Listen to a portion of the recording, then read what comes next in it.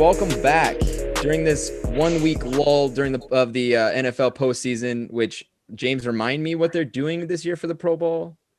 Bro, they're playing Madden. I love it. I love it. That's the Pro Bowl sucked to begin with, and this is just even worse. They couldn't come up with anything better than that. Playing Madden. Hey, I mean, I guess you got to keep it safe. Some of the football players who play video games though have fantastic personalities and can see them like doing that. I think is going to be pretty kind of interesting, but we'll see. But James, you wanted to talk about the NFL awards, so we're going to be looking at the MVP, rookies of the year, and coach of the year. So take it away, man. Okay, so a lot like hockey, there's a ton of awards with the NFL, but we're going to focus on the three that Trayden just said. Let's start with MVP. There's three people, and surprisingly enough, they're all quarterbacks who are top of the rankings here for MVP, and that's Aaron Rodgers, Patrick Mahomes, and Josh Allen. I think Aaron Rodgers is going to take it. Aaron Rodgers he's the best player in the NFL this year. He led that team. He had 48 touchdown passes. He led the league in touchdown passes. He also had a passer rating of 121.5, which also led the league in that as well. Without him, I mean, the Packers have really good weapons, but they had nobody to get. Jordan Love couldn't beat out Aaron Rodgers. Like, Aaron Rodgers made that team what it was. He's clutch. He performs well. He knows that team inside and out. He's my MVP pick. Trayden, who do you think is going to take you? Yeah, I mean, I'm right with you. I mean, here, Rodgers responded. So the Packers sent a message by picking up Jordan Love in the offseason, off the draft. And that, for some quarterbacks, that's kind of I'm clearly getting replaced here. And Rodgers looked at that and said, oh, no, you're not. I mean, he led the NFL in pass rating at 121.5, had a TD to interception ratio of 48 to 5. Almost eclipsed 50 if he would have had an even more incredible week 17 than he already did. He had a comfortable lead in terms of touchdowns. His completion percentage was 70.7, leading the league.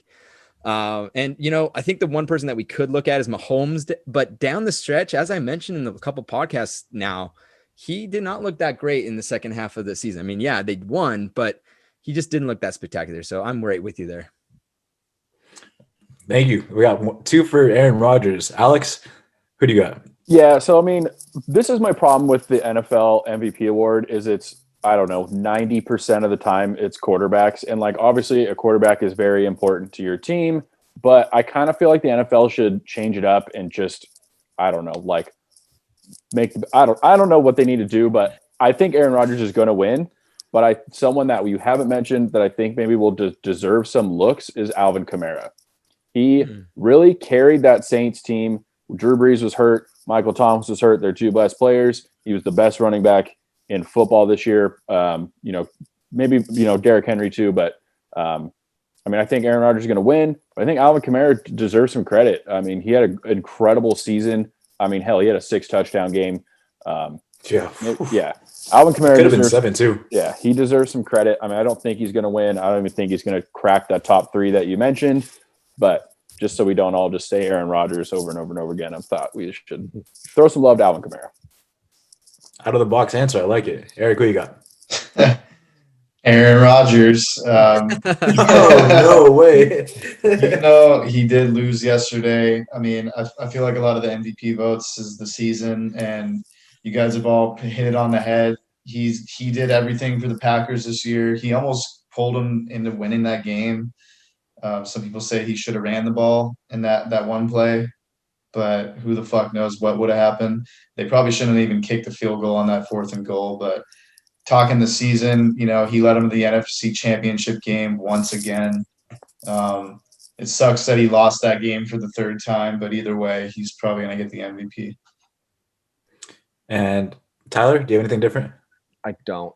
Ron. He had more touchdown passes this season, 48, than the Packers had punts, 46. So that's pretty valuable to me, if I say so. That's a fact. I think Josh Allen had the same thing. What? By the way, I'm pretty sure Josh Allen had the same exact stat. He had more touchdowns than they had punts. We'll have to fact check that. I think he's right, but let's be real. Aaron Rodgers is the clear MVP. Yeah. But Josh Allen made the biggest jump this offseason. Oh, absolutely. So I think that's why he should be in contention Most for improved. that. Absolutely. Well. So I think Aaron Rodgers is pretty much going to win this. The odds are in his favor big time. Moving on to Rookie of the Year. I think this is where we're going to differ a bunch because we have offense and defense, but we're going to pick one. I'm going to go last this time. Tyler, you go first. Who do you got winning it? I got Los Angeles Chargers quarterback Justin Herbert. I think there's a few guys here that you can really pick. But for me, I mean, he set the rookie season touchdown record. Had 31 touchdowns, only 10 interceptions. As a rookie, that's pretty damn good, I would say. And also just the fact that there wasn't a lot of expectations on this guy going in the season. He was going to be the kind of the backup quarterback. He got thrown in there like literally last second in, I don't remember what week it was, very, very early on in the season, week 2. Thank you, Traden. And took it from there. And he ran with the team, and I thought he did a phenomenal job. I think he's very deserving of this award. So for me, it's Justin Herbert hands down. I like that. Eric? Damn, I didn't even think about Herbert. This might make my answer look bad. I'm going to go with Justin Jefferson, the receiver from the Vikings. Look how good he made Kirk Cousins look this year. They did trade Stephon Diggs, or they lost him, however the fuck you want to say it. But they did gain this guy, and he seems to be like the next younger version of Stephon Diggs for them in the future. I just remember seeing highlights from him, hearing about him almost every week. I think, James, you had him in fantasy. But he was a solid player this year, and he should be up there, hopefully, for Rookie of the Year. I agree, and I'll tell you guys why later. Alex, who you got? Yeah, I don't have either of those guys, and I'm going with the guy who led his team to the playoffs, and that is Chase Young. So I'm going defensive side. I know they played in the NFC East, and it was terrible. But the Washington team, we were all super down on them in our predictions early on. Obviously, we killed it with those. We all did really great. But 42%. Yeah, pretty good. But that Washington defense was a top 5 or top 10 team defense in the league, and I think top 3. Thank you, James. And Chase Young is the leader. He was already a captain for one of the games. He's a monster. I said that when he got drafted. He was probably the best player to come out of the draft. He's an absolute terror, and I think he deserves a lot of credit for Rookie of the Year. I mean, he helped push that team that had literally zero offense to make it to the playoffs. So Chase Young's my pick. Love it. And Traden. Yeah, so I had one for each, but Alex, whatever you said about Chase Young, absolutely. Look, I mean, just real quick, he brought that team to help bring that team to the playoffs, and then they went ahead and gave the NFC champion a run for their money. I think that is a huge pick. But my pick on the offensive side, which is one I want to talk about, is Justin Herbert as well, Tyler. You mentioned all the stats, but I'm actually going to look at it from another angle that actually impressed me even more, is the maturity level at that position of quarterback and how important that is. The maturity level of a quarterback needs to be huge, and especially for these young quarterbacks, it's very hard. And look at this guy. I mean, he gets brought in out of nowhere in week 2. He was always going to be compared against Joe Burrow and Tua Tagovailoa because they both went ahead of him in draft. And Tyrod Taylor was set to lead this team this year, the Chargers. But his deep receiving core and Keenan Allen and Mike Williams were hurt often. So Herbert had to build chemistry with other weapons, not those huge notables that are Keenan Allen and Mike Williams, one of which is on my fantasy team and did a hell of a job. And all of those players reap benefits of him playing well and building that chemistry. And his teammates even vocalized their admiration for his leadership skills behind the scenes. Even at such a young age. To me, that kind of pushes him over the top. And it, like I said, it takes a very mature individual to play quarterback in the NFL, and especially at a young age. So I think he's done well for the Chargers franchise, and I think they have a franchise quarterback. I like it. So just a heads up, guys. Rookie of the Year is divided up in offense and defense. We only picked one. So for defense, I agree with Alex. Chase Young, he's a must. He's a shoe-in for that defensive Rookie of the Year. He changed that defense entirely. When he first did the preview of predictions early on during the summer, I asked Alex actually the question of, is he going to be as impactful as Nick Bosa was? And he was. He definitely was. He turned that team around. They built the defense around Chase Young. And for my offensive pick, my argument against I picked Justin Jefferson, and my argument against Justin Herbert is the fact that Justin Herbert was a top 10 quarterback. Like he did well for a quarterback, like really well. But Justin Jefferson was a top 4 wide receiver in the NFL in his rookie year, playing with Kirk Cousins, who doesn't air the ball out all that often. He finished the 4th in the NFL with receiving yards. He only had 88 targets. Everybody else on that list, like the top maybe 10, had 100 plus receptions. He had 88. That tells you that guy's a burner. He runs after the catch. He gets open easily. And he had 7 touchdowns, and he broke the Randy Moss's rookie Vikings wide receiving record. That's really hard to do. Randy Moss is a Hall of Famer, and Justin Jefferson is following those footsteps. I think at the end of the day, when his career is over, he's going to be talked about as one of the best wide receivers. Like he's showing that promise right now. And I believe that he will win. I don't think he will win Rookie of the Year. I really hope he does. But this will probably go to the quarterback. Moving on to the last part here, I have Coach of the Year. I'll go last once again. Alex, let's start with you. Who do you think is going to win?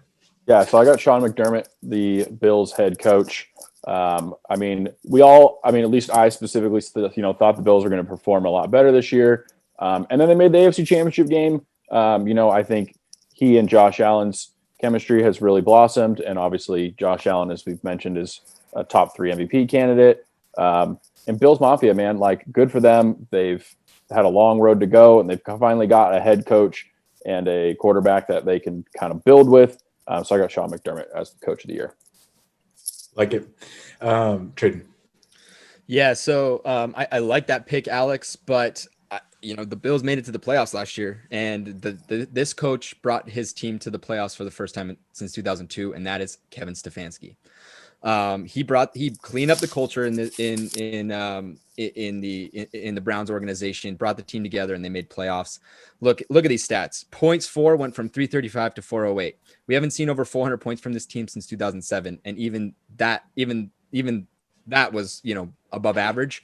They're way below average, historically. Point differential from -11 or to -11 from -58. Offensive ranked moved from 14th to 22nd. Defensive from 16th to 22nd, or to 16th from 22nd.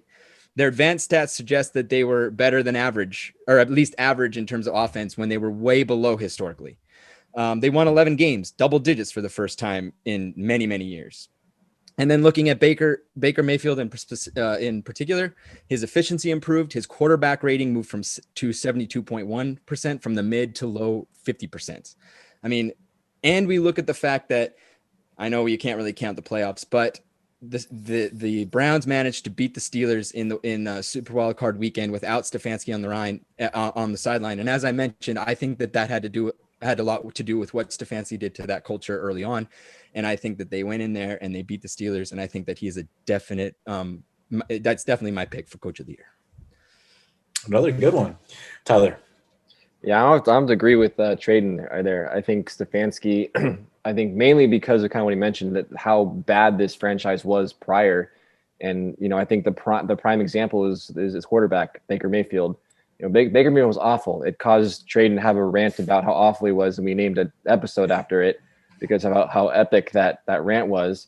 And then Stefanski steps in, makes Baker Mayfield a legitimate starting quarterback in the NFL, and then Traden publicly apologizes about his rant, months later on this. As if I'm anybody, though. Well, you are. You're. Hey, he might have heard it, man. You could have fired him up. Who knows? Yeah, who knows? But for me, like I think McDermott is another solid choice. I think this is a very, very close race, I think, between those two guys. But for me, the deciding factor is where the Browns came from last season to this season, and the Browns improved drastically compared to the Buffalo Bills, who again had a great season, and their head coach was a prime part of that. But for me, I think Stefanski, has the edge just with the amount of improvement that he brought to that team. Eric. Yeah, man. I'm going to kick the dead horse while it's down. I got Kevin Stefanski as well. We've covered every reason why he took the dog shit Browns and got them to a score away from the AFC Championship game. So he's way better than Doug Peterson, as Alex just chatted to our group. who was probably the worst coach of the year. But yeah, Stefanski is going to be close right there with the Bills coach. So I agree with the Kevin Stefanski pick. I don't know why Sean McDermott is actually up there. Alex, I'm not taking a shit on your pick or anything, but the fact of the matter is that Bills team was a playoff team last year, and Josh Allen made strides, and that's what made him to a better team this year. But all that credit is given to Brian Daboll, the offensive coordinator. Sean McDermott is a defensive head coach. He focuses more on the defense. Did it really help Josh Allen mature? I don't know, because all that credit's going to Brian Daboll. I'm not arguing the fact that he's a great coach. I'm just saying, like, this year, I think that the coach of the year should go to the coach that made the most drastic change to show why they are the coach of the year. And I mean, Sean McDermott did almost the same. He won maybe 2 or 3 more games than he did last year, but the fact that, like, that's the same team. He has familiarity, and so my pick is actually going to be somebody that you guys didn't pick at all, and that's Ron Rivera from the Washington football team, otherwise known as the Washington Joes. He went 7-9 this year, guys, and he lost to the Bucks, as Traden had mentioned, for the defensive player of the year, rookie of the year, I should say. But he took over a terrible team. The team was 3-13 the year before, and he had took over during a time of, like, tumultuousness. There was, like, the naming thing. There was all the sexual harassment lawsuits. There was all this bad stuff that was happening at once, and he came in and he changed the culture. He completely changed the entire team. He brought in a defensive-minded team. As you can tell, they're a top 3 team now. And he did it all while he was going through chemo, while he was going through cancer. He was doing all that, and he was managing a team and brought a 3-13 team to the playoffs. So I think that's why he should win Coach of the Year. But yeah, that's my segment, guys, and those are the NFL awards. Love it. Thank you, James. I mean, next week I know we're going to be doing a huge Super Bowl preview. We will look forward to that.